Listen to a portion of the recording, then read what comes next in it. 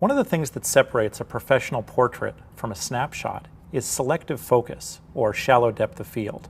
But the problem is, if you're using a mobile device like the iPhone, while it's very convenient, it's almost impossible to get that look.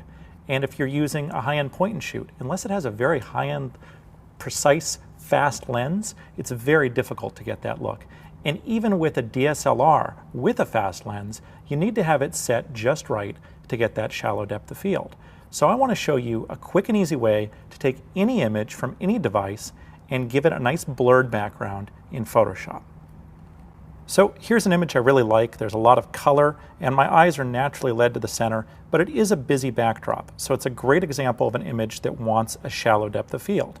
Now, without using any masks or selections, I'm going to come up here to my filter menu, come down to blur, and go over to iris blur. And we're just going to put the center of this pin wherever we want the image to be in focus.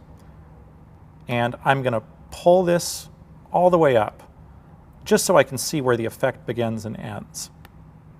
These inner pins are where the effect starts, and the outer oval is where the effect is at full strength, and the area in between is kind of like feathering.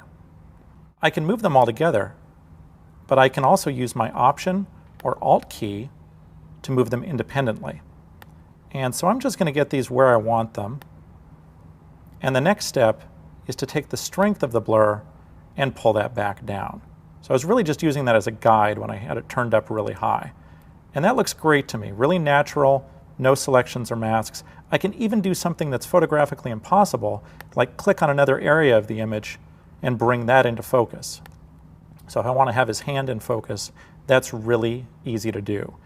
Now if I were to hit the M key, I'd see that I'm creating masks as I go here. Now this mask could be used for all sorts of different things within Photoshop, and if I want to use the mask, I'm just going to come up here to this little checkbox and save Masks to Channel.